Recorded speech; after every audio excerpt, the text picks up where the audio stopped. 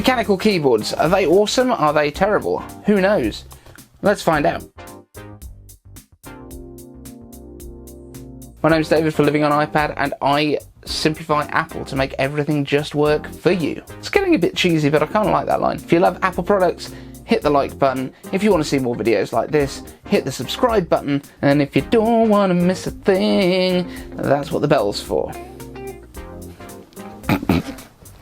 I can't leave that in, surely. Hey you guys, thank you for joining me on this video, and in this video we are looking at this thing. I am not a gamer as such, however this is the KLIM Domination mechanical keyboard. It's plugged into my Mac at the minute, which is why it's not coming very far away. It's upside down, I know, sorry guys.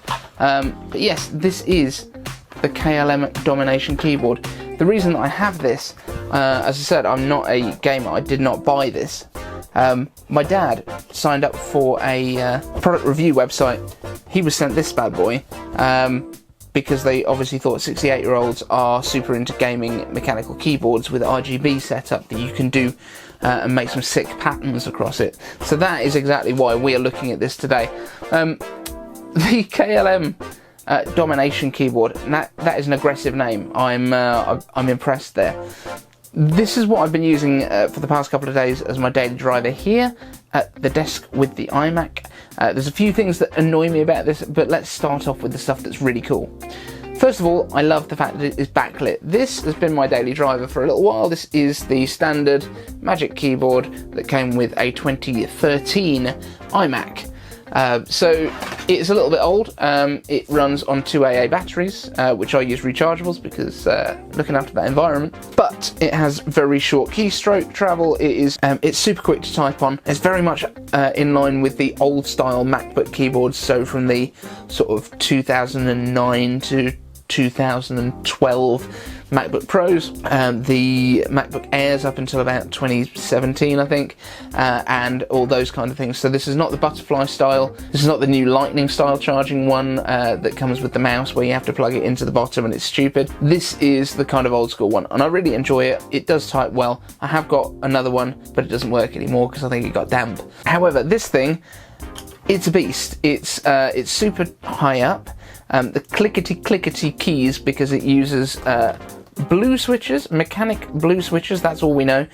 We don't know who they're made by. I'm guessing they are made by KLIM, which I don't know what that stands for, but KLIMtext.com.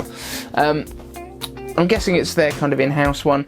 You can program your colours and everything right here on the keyboard, which is great because obviously I'm using it on a Mac, and that means that I haven't got to worry about drivers and all that sort of stuff. There is no kind of software to download for it. It is plug it in, away you go. You've got six kind of funky keyboard patterns that play away to the heart's content. I have played around with it a little bit.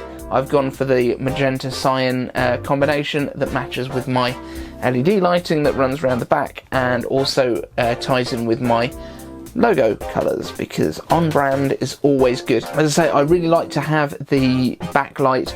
My previous Mac to this was a 2011 MacBook Air, the little tiny 11-inch one. That was my first ever Mac, loved it. And that obviously in the keyboard has got the backlit keys, and I do miss that when I'm working in here of an evening. I don't want to have bright lights on.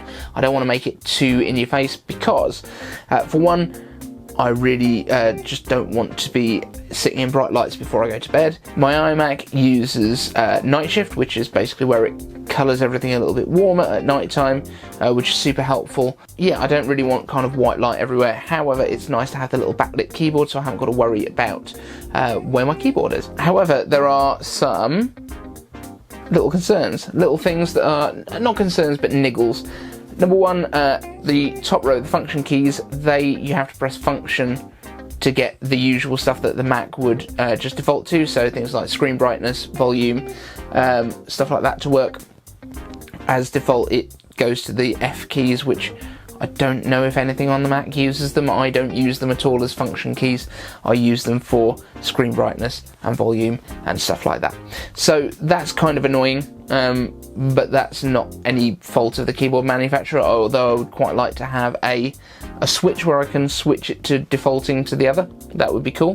The biggest issue that I have is the Alt and Windows keys map to Option and Command, but they're the wrong way round. That's really annoying. I wish I could remap them the other way around. That would be super cool and super helpful for me, because at the minute I'm ruining all of my key presses.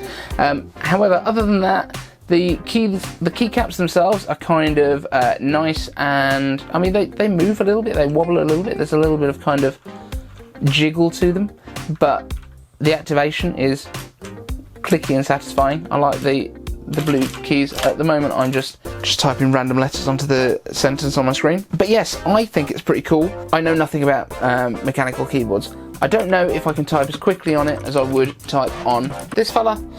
This one I'm just so used to. I think that's the main difference, and also I know exactly where the buttons are on this. I haven't got to think about anything. Muscle memory works with this. At the moment, it's only been a couple of days with this bad boy, so it's not quite got to that point yet. However, I think I'm going to probably prefer typing on it in the long term. Now, my wife, when she used it, she got some like retro vibes. She got some like nostalgia for when she used to type at school, things like that, because they did used to have the big chunky keyboards with this kind of keycap shape and style. It's very much like a typist's keyboard compared to the iMac one, which is like a piece of art. I do like the LED backlights, as I say. You have got 6 different patterns that are built in, like animation patterns. You can completely configure it yourself. Yeah, that's kind of it. It's blue switches. What kind of switches do you guys enjoy? If you are a gamer, you use mechanical keyboards. Cherry MX are the ones that I've heard of. I don't know what colours are good, what colours mean what. I know there are brown ones and I know there are reds. I think those are the other ones that I know of. There might be a blue too. If I was to pick up another gaming keyboard, what would it be? This one I think retails at about £80. I don't know if I would spend the money on it at this point, because I am not used to typing on it. After a week or so, my opinion might change on that a little bit. But for now, what do you think? I'm going to play a bit of Kerbal Space Program and stuff on this. The one downside of this, of course, is because it's a USB 2 keyboard, you cannot just pair it with an iPad and use it for that. So annoyingly, I can't do that. However, because this is now allocated to my iMac, my Bluetooth keyboard may well migrate over to my iPads, so I can do a bit more typing on there a little bit more productively with a really premium keyboard. So this is about £80. The Mac ones, I believe, come in at about £100 for the equivalent that they do these days. I think the Mac one probably is better value for me. I do miss having the backlight though. Apple, bring out a backlit version of the Magic Keyboard. I will be so happy. That's it for this video, guys. If you enjoyed it, hit the like button. If you didn't, then there's a thumbs down one as well. I prefer it if you wouldn't press that one. It just hurts my feelings. And we'll see you in the next video. Thank you so much.